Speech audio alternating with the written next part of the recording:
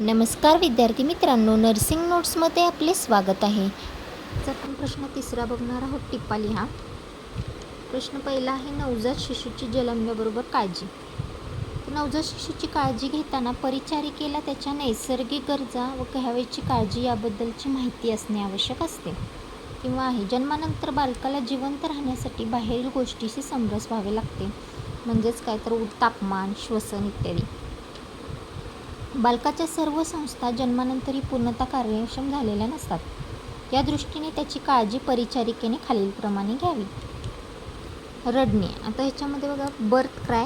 जन्मानंतर बाळाचे रडणे फार महत्त्वाचे असून जे बालक लवकर रडत नाही त्यांचे श्वसन सुरू होत नाही, अशा बालकाच्या तोंडामध्ये, नाकामध्ये व घशामध्ये चिकट स्त्राव व गर्भतोक असल्या कारणाने श्वसनास अडथळा निर्माण होतो.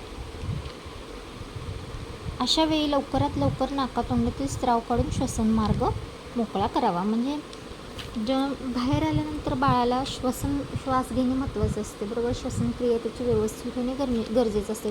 तर ही श्वसनक्रिया रडल्याने होते. पण जे लहान मुलं जे रडत नाहीत, तर त्याचं कारण काय असू शकतं, तर त्याच्यामध्ये नाकामध्ये किंवा घशामध्ये चिकट स्त्राव किंवा गर्भतोक असल्यामुळं ते रडत नाही, त्यांना श्वास घेण्यात अडचण होते.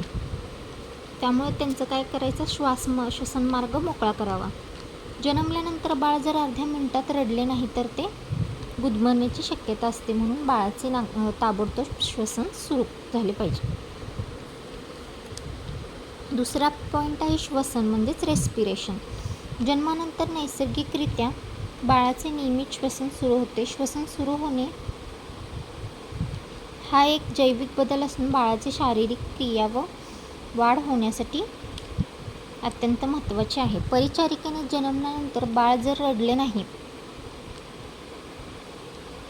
तर नाकावाटे व तोंडावाटे सक्शन करावे आणि श्वसन चालू होते की नाही ते पाहावे. तसेच बाळास उबदार ठेवावे. रेस्पिरेशनची क्रिया होते का नाही ते परिचारिकेने बघून नंतर त्याला तोंडावाटे सक्शन करून श्वसन चालू करावा बाळाचा. थर्ड पॉईंट आहे बाळाच्या नाळीची काळजी, म्हणजे कॉर्ड केअर.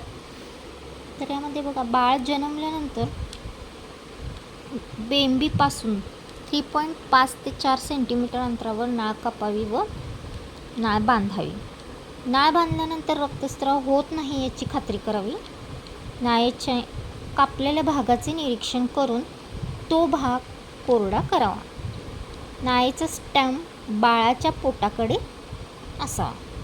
ही झाली कॉर्ड केअर. ठीक आहे. चौथा पॉईंट आहे त्वचेची काळजी. बाळाच्या त्वचेवर असलेल्या वर्निक्स कर्सिओजा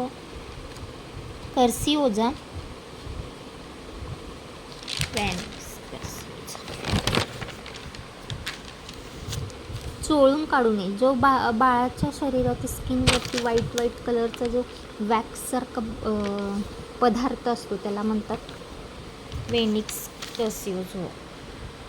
ठीक आहे. तर तो चोळून काढू नये. बाळाची त्वचा स्वच्छ करण्यासाठी तसेच त्यावरून रक्त, म्युकोनियम इत्यादीचे डाग घालवण्यासाठी निर्जंतुक केलेले लिक्विड पॅराफिनच्या साहाय्याने बाळाची त्वचा हळूवारपणे पुसून घ्यावी. 5वा पॉईंट आहे अंघोळ. बाळ जन्मल्यानंतर 2 दिवस अंघोळ घालू नये, कारण अंघोळीमुळे बाळाच्या शरीराचे तापमान कमी होऊन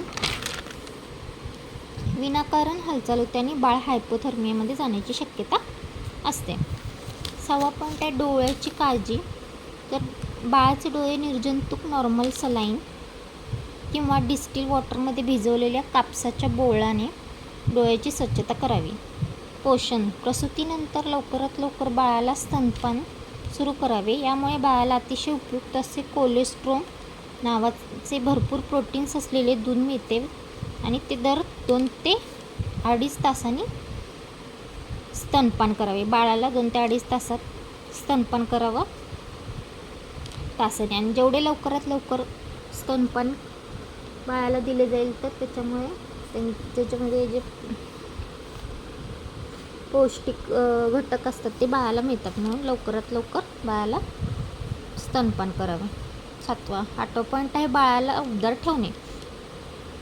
जन्मल्यानंतर बाळाला उबदार कपड्याने चेहरा वगळता सर्व भाग गुंडाळावा. रूममध्ये वॉर्मर सुरू करावा आणि नंतर नळा कापून स्वच्छ करावी. बाळाची त्वचा ओली असल्यामुळे त्याचे कपडे पुन्हा बदलावे, तसेच त्यास कायम उबदार जागेवर ठेवावे. 9वा पॉईंट आहे संरक्षण. नवजात शिशूची प्रतिकार क्षमता कमी असल्यामुळे त्यास संसर्ग होण्याची शक्यता असते, त्यामुळे बालकास बघण्यास गर्दी करू नये, तसेच सांसर्गिक रोग झालेल्या व्यक्तीकडे बाळ देऊ नये. नंतर आहे झोप. बाळाला कमीत कमी 20 ते 22 तास झोपेची आवश्यकता असते, म्हणून परिचारिकेने माता व बालकास शांत आणि हवेशीर खोलीमध्ये झोपवावे, तसेच सतत कपड्यामध्ये गुंडाळून ठेवू नये. हे झाले असे 10 पॉईंट मी काढलेले आहेत. तर नवजात शिशूची जन्मल्यावरची कोणती काळजी घ्यावी असे 10 पॉईंट मी तुमच्यासाठी काढलेले आहेत. तर यापुढील व्हिडिओ मी पुढच्या व्हिडिओमध्ये लवकरात लवकर घेऊन येणार आहे. त्यापूर्वी माझ्या चॅनलला लाईक, शेअर, सबस्क्राईब, कमेंट करायला विसरू नका. थँक्यू.